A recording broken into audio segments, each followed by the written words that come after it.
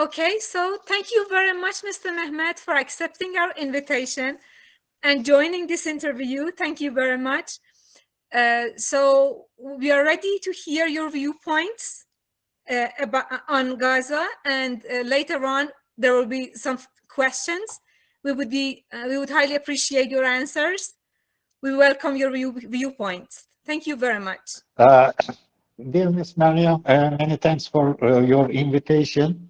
And also, on the other hand, I have got a kind of different censorship on my works on Palestinian issue, because I can tell one thing is the interesting point. There are three legal theses on the Palestinian issue. I will enter the Gaza issue. But if I do not begin with these three legal theses on Palestinian issue, we can never understand and we can never get a solution on the ongoing Gaza solution. Why? I just take a note. This is the legal thesis of Israel government. For what's going on Gaza, when they say that there is no genocide or occupation, they say that there are no illegal settlements on Palestinian lands since Palestine as a state never existed. This is the important point. Yes. And in the absence of a country, there can be no occupation or genocide, which means that democracy is not violated in any way. So the legal thesis of Israel and its supporter states is based on this concept. And the other legal thesis, that is the Palestinian state and the other states that do support Palestinian, like my country, Turkey, Russia, China, and all the world, they do define the Palestinian state as legal before the 1967 wars. So they do say that Israel's territory is legal before 1967 war, which means the second war.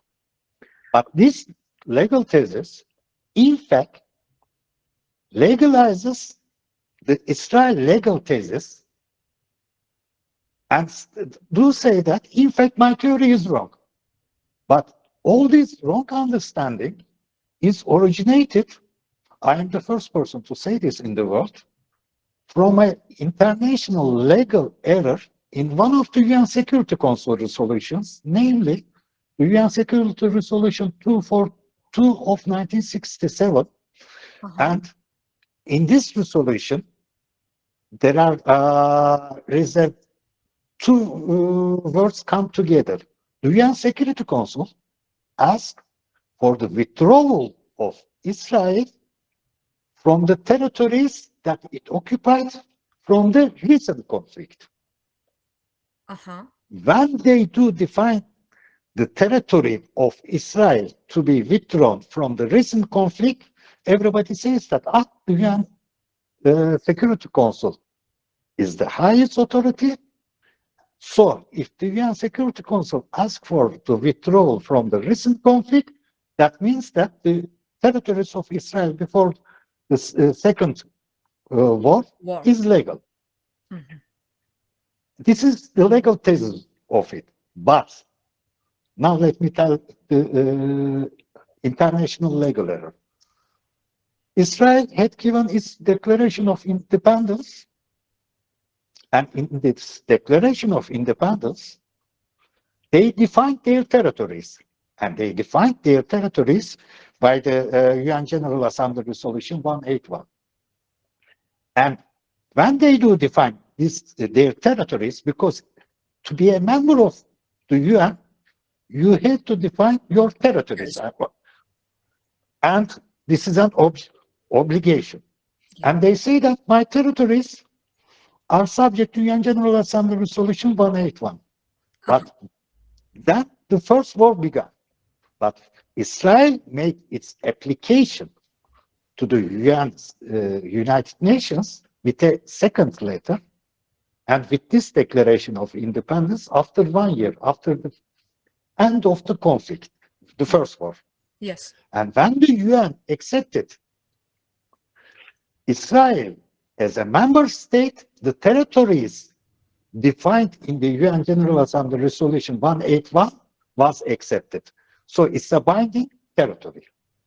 And when conquest is forbidden within the UN legal system and the territorial integrity of the states cannot be changed, Yes. it means, in another word, Israel has no right to conquest the extra territories which are not written in the UN General Assembly Resolution 181. And when Israel becomes a UN member, the letter that Israel had given to the UN Security Council when they make the application in 1949, it becomes an international treaty. And the UN Security Council has no right to change any territories or the boundaries of the states. So when they ask in the UN Security Resolution 242 to withdraw from the recent conflict, then this is an error. International wrongful act of the UN Security Council, and they should have asked to withdraw from all the territories. Now, I have written 4 or 5 extra articles. My next article, I am waiting to be printed on, published on internet soon. I wrote, begin to write 4 or 5 articles, only 2 pages, very summary. And also Israel legal thesis is based on one thing. They do say that the UN General Assembly Resolution 191, as the UN General Assembly resolutions are recommendations, they are not binding. But when they do give the reference, it is binding. And I will also add some other points, and I will prove next article that the UN General Assembly resolution is binding in another way, which has never been seen. And when I prove this, there is another missing point in the advisory opinion of International Court of Justice on the Palestinian wall case, a missing point. The wall. And then, if I do prove it, and I will send it to the Minister of Foreign Affairs of South Africa, in their application, there is something also missing. And I do hope to change the coming advisory opinion to change the missing point in the positive way. And maybe I would like to make another interview with you when my article is to be published, because everybody forgot something. I am the first one to say this, and it is that the Palestinian state is already a member of the UN, not as an observer state. But nobody recognized this, and the Palestinian state as well. And maybe I do hope to talk about this for the coming things. Why do I say this for the current situation on Gaza? Because everything in international relations begins with territory.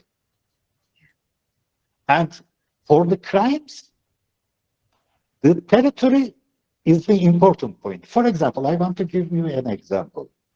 The genocide case of Srebrenica, International Court of Justice defined the killing of 8,000 Bosnians by the non-state Serbian armed groups, which are designated as terrorists, as genocide.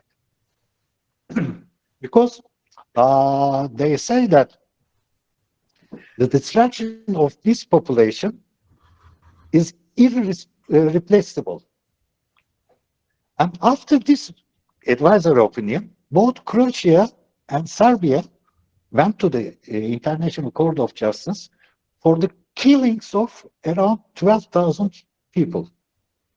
And they say that this is a genocide also. But the International Court of Justice said that no, it's not a genocide, because it has got nothing to do with the territory, and it is a crime against humanity, but not genocide. Now, there are 3 approaches. As if it is for the position in Gaza, and any questions I have to answer to you, is subject to territory. The US says that there are war crimes not amount to uh, crimes against humanity, and they do not link about territory. And when they do define other countries, they do not want to use the wording of genocide. They say massacres, this is the crime against humanity.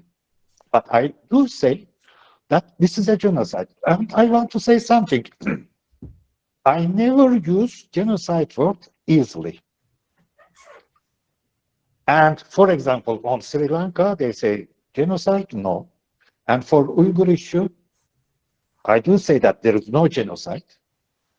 And I am against the easy using of word, important word genocide for degeneration. But here, when we link the territory, which is not belong to Israel, and when the territory belongs to Palestinian state, and I do mean all the Palestinian state that is written in the UN General Assembly resolution, then when it is linked with territory, and when it is by killing, when it is more than forced deportation, that is the legal word of ethnic cleansing, and which is crimes against humanity, but by indiscriminate bombing, creating a territory without Palestinians, and when they discuss on resettlement of the settler colonialism, this is genocide. Even they kill one person, or they do not kill anybody. Thank you Because very much for this definition this of is genocide. Thank you very much. Sir, now that this actually massacre, this huge massacre is taking place in Gaza, and so many women and children are killed, so much destruction, how do you see the role of the United Nations and international institutions on human rights? What do you see their role as a decisive one? How do you see the role they have played? let me And begin maybe with what do you think the Human Rights Council can do? before Human Rights Council can do what? I would like to mention that for the human rights institutions in general, there is an oligarchy on Palestinian issue. Yeah. And there is a noise bureaucracy or noise diplomacy attacking Israel for nothing, just making noise. But we have to know that there is a human rights industry. Human rights are politicized to reach geopolitical and geo-economic aims of the big states and big parties. And many states weaponize human rights human rights for geopolitics. There's an industry, and this industry finances all human rights institutions in general. And there cannot be an independent approach without breaking the hearts of some supporter states of Israel. And when their hearts are broken, they cut the finance. And the people who are working in these institutions are to be fired. And there is also a third case. The human rights institutions asking help from the West for their political roadmap, like the Uyghurs, they do support Israel so that they can get supported. So this is a double standard, not ethical words. And they do know that if they are against Israel for the ongoing, they can never be accepted as human rights defenders by the West. And for the Human Rights Council, the Human Rights Council mechanism, uh, uh, the important point is that it's not like a binding system. They can do many things, but at the end, the UN system is based on consent. Yeah. And based on consent, they can do something. Yes. But there is the item 7 of Human Rights Council. Every time there is a special rapporteur, human rights situation in Palestine and other occupied Arab territories, with the title. But every time these resolutions are not binding. Thank you very much. And So you yes, mean, sorry to interrupt you. So you mean that the Human Rights Council actually cannot do more on Gaza? And no. you see that because of the UN system and the way the Israel allies are working there, actually the UN cannot play a stronger role in this regard. I mean, Human Rights Council's system, in fact, created on the concept of consent, a Yes. volunteer approach. Yeah. And but there is another, and so the binding mechanisms under Chapter 7 of the UN Charter can be created by the UN Security Council. Yes. And some say that Article 25 of the UN Charter also is binding. This is another thing. But there is a mechanism which is not implemented very strangely. This is Article 99 of the UN Charter, the obligation of the Secretary General of the UN. Yes. The Secretary General has the legal right to open by its own any investigation, and in the past, Ban Ki-moon opened an investigation by its own power for Sri Lanka. And Ban Ki-moon then sent this, he organized a committee of inquiry, and the report is sent to the Human Rights Council and resolutions are taken. But he could have sent it to the UN Security Council. So the thing is that, in fact, the UN Secretary General is not doing his job. Yeah. With Article 99, maybe we should ask from the UN Secretary General to use his power. Very good opinion. Yes, very good. Definitely, we can demand the Secretary General to use this option. Thank you very much. Now that the UN is actually playing moderately in this game, we see that in the Western countries, the university students are protesting against this issue. How do you see this discrepancy? I mean, inconsistency between the viewpoint of the people, the students in Western countries, and the viewpoint that, for example, the United Nations is adopting. How do you see this inconsistency? Well, the states have their own real politics. And so I can say the students, the youth, I mean, they are the free minds, they are intellectuals. And only the free minds can have the moral values, and the free minds have the conscience.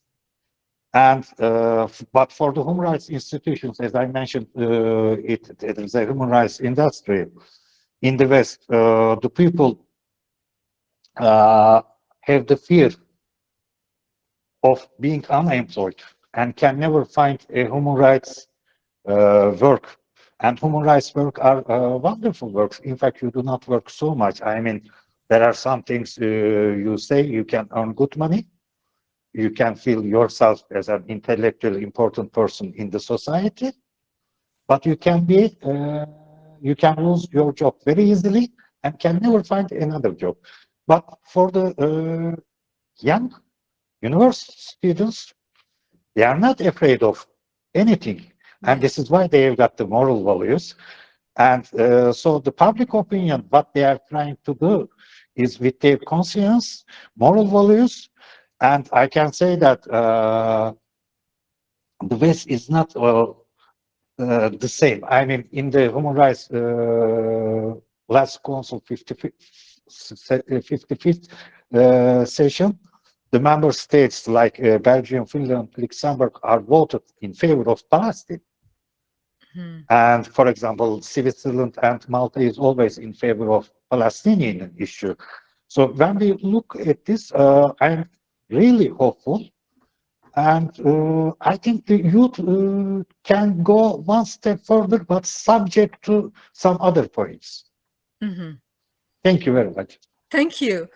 So how do you see this suppression of US students who are protesting against operations of Israel?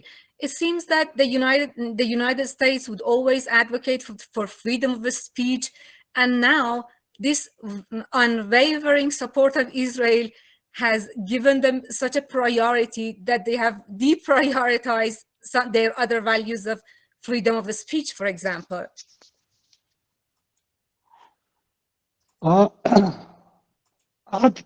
I don't think that the US is afraid of freedom of speech here, but the US is afraid of what the freedom of speech can bring. This is a difference because I am not so old. I'm just working with the Palestinian issue for the last 2 years. Once, some 15 years before, I wrote a small booklet on the Palestinian mandate issue during the League of Nations time. But I am new on the Palestinian issue. On the Palestinian issue, there is a different censorship, and there is an oligarchy of Palestinian experts, and they created a hegemony. Mm-hmm. And they do not want any others to enter this field. Until this time, Palestinian problem is a mineland, a territory with mines. Any academician in the US cannot go up or in the West. And they use the rhetoric of anti-Semitism very easily if you say something against Israel. Yeah. But this is the point that the US is afraid. Because if the students begin to do something, students are not like workers of a factory. They are intellectuals. They are the future generations. And they can be supported by the academicians. And in that sense, a freedom of speech in academic world can be opened. And this can end the hegemonia and the oligarchic people on the Palestinian issue. This can end this. This is the reason the US is afraid of. And this is why Israel is so afraid of. Not from their protests, but what will bring the freedom of speech the next. About the consequences, they are so worried. Consequences, they are free minds with their moral values. Consequences, and they are not limited. The new people is always bringing the future. I am 56 years old, but I do love the young generation. Thank you very much. So how do you see these protests? I mean, what is your prediction? Now we see that the students' protests are just getting global. We see them in France, for example. We see them in Australia. It seems that they are not limited to the United States. What is your, prediction? What do you think will happen? Do you think that these students' protests will influence the decisions of the key players? Let me begin with a classical thing that I just think now. To change the policies of the states is really hard. I'm involved in many states. I am one of the most hated men in the world on my approach, and people do not like solutions. States never like solutions if they do love the problems. But states are like human beings. What I say, US is fearful of the university protests for the second step. Also, states like human beings, they've got their honor. They can never change anything so easily. But how we have to say something. I think about, take some notes of the 1968 protests beginning for the Vietnam War. But Vietnam War is in fact for a regime changement war. It was in a way legal within the UN legal system. It was not based on ethnic identity and conquest of the territories. It is a regime changement, socialist, capitalist, blah, blah, blah. One side supported this and the other one is supported this. And the protests also for based on human rights issue. But the difference is that to change the policy. I mentioned in the beginning, the wrong legal thesis. If you can create obligations, not by defining the crimes, but defining the territory of Israel, and international wrongful act of the UN Security Council, then you may create an obligation, and we can put blame on UN Security Council, all members of at that time, and we need to clean in a way the US as well to protect its honor for the changement of policy. And to achieve this, maybe we need to change the actions of the students. It shouldn't be only protests. I can tell you, in state policies, in emergency situations, or when there is a regime changement, or when they change some laws, people protest. And the states do know that these things will happen, and they give 3 months time. It's maximum 4 months time. The energy of the protests is political psychology. And the summer is coming, and the protests will come to an end. The US also knows this, as I know, Israel. But what we can do is, we need to open this to a new academic approach to end the oligarchy and the bad hegemonic power on Palestinian states. And this can change everything. So you think that these students' energy should be sort of directed toward taking actions? Taking academic actions. This is what we need. Because the protests has the time life. Maximum 3 or 4 months, and summer is to come. So you think that these protests at this level will not change United States policy of supporting Israel in this genocidal war? United States will not change its policy, do you think? No, never. Never. Because, I mean, even the people who are against the policy of its own government, in the government of United States, will never act, because there is a state logic and there is a state mind. There is a way of state thinking. And the way of state thinking is based on to protect the honor of the state, and nobody in the government, even they are 100% against Israel, want to dishonor their state to change a policy by simple protest of the university students. This will mean that all their foreign policy is very weak and can be changed easily, and they will, no state will give permission for this kind of non-honorable approach. But if we can get in touch and bring a new legal approach and blame the UN Security Council resolution of 242 of 1967, then we can give the honor to United States to change its policy without being dishonored. This is my way of thinking. Great. Thank you very much. And our last question, Mr. Mehmet, how do you think the international community should interpret the application of human rights standards in Western countries while witnessing the crackdown of American students protesting for seizing the Palestinian death toll?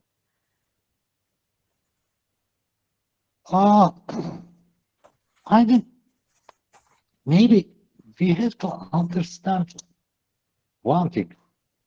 I'm living in Switzerland, and Swiss people, really interesting, they do not have an Orientalist approach to the world, because they have got never colonies. So there is political psychology different in every country. And this culture comes from their past, from generations. And when the human rights other than religion or their anthropological culture invented after Renaissance, it's invented for their own citizens. And till the Universal Declaration of Human Rights, equality of the peoples were rejected. For example, after the First World War, League of Nations, Japan asked for the equality of the peoples. All the West rejected it. Also, the US doesn't accept it, because if they do accept, they could not have the colonies. And still this Orientalist approach and Western values are values for themselves. I mean, I can say that the syndicats, even the communists in Europe, do not fight like Karl Marx said for the universal proletarian unification to get a better price than Cameroon or any African country. They do support a wild capitalism in Africa to get their own profit. Uh-huh. So human rights are a kind of weaponized weapon for the third world countries, for Iran, for Turkey, for South America, and they do ask to come to that point today, but without a different history.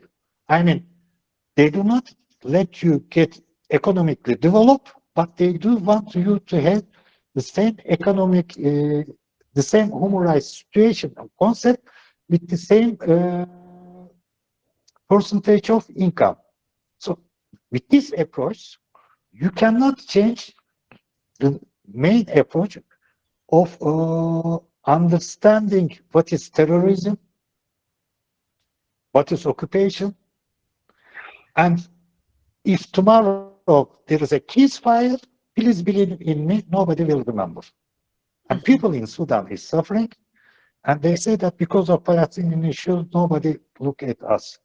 So it becomes when the world is in a kind of so much proxy wars and sufferings, uh, these protests will end tomorrow if there is a ceasefire. But it's not a solution. This is why I do say that there is an oligarchy on Palestinian issue. They are just making noise, but preventing any academic or any solution Effective solution. subject to the UN Charter. Mhm. So this is what we have. I do respect, I am so grateful for the young generation of the students, for their free minds, brave hearts, and like all the world. But the world is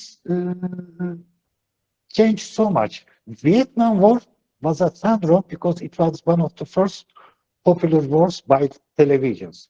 But we have got so much wars now. Nobody cares. I work also on Myanmar issue. Nobody cares. Yeah. Even I can say that the European, some so-called Rohingya representatives, they don't care, but they do love to earn money. Yes. And they are against any solution. And in every blood issue, there is a hegemonia and oligarchy that earn money from this disaster. And if we cannot find a solution-based approach, if a ceasefire comes tomorrow, there will be no protest. So you And mean that, everything will come again after 10 years. yeah. So you mean that there are certain wills against coming to any solution, yes? I mean, there are some people who prefer not to find some solutions to the wars and conflicts in the international Uh, institutions. I am involved in many conflicts, and when I am involved in every conflict, everybody hate me. I mean, on Kashmir issue, on Myanmar issue. I mean, I was nominated for Nobel Peace Prize, and I solved the citizenship problem of the Rohingyas. And what happened? Let me tell you the funny story. No Rohingya organization. There was the dear Mr. Bakaruddin who passed away, and he was responsible. He worked to do something, and he passed away. Mhm. Other than that, no Rohingya organization had given support to me. I solved the solution of it. I can send my book to you by PDF, and I solve it subject to the UN Charter. And I created an obligation for the solution. And the second thing is the United Kingdom is first responsible. They do not act. But the interesting thing is that not this reporter, but the old lady from South Korea, who was the special reporter on Myanmar. I OPT? sent her my book. I forgot her name. The Oh, no, special Myanmar. reporter of, I forgot her name. Yeah. But she refused to write in her report my solution Uh-huh. because the first responsibility, United Kingdom and special rapporteurs do not want to make angry the states. So there is always noise diplomacy, hegemonia, and oligarchy. If there is a solution, they don't want any other person to be star. I am not trying to earn any money from the Myanmar issue. I do it all my heart, like the Palestinian issue. But they don't want a solution. Thank you Solution very much. is the enemy of achieving human rights. Thank you very much. Thank you very much for all your comments, for all the solutions you're offering, and we wish you great success in your work. Thank you. Thank you very much. Hope to see you next time on again on Palestinian legal solutions. Inshallah. Thank you. Thank you very much.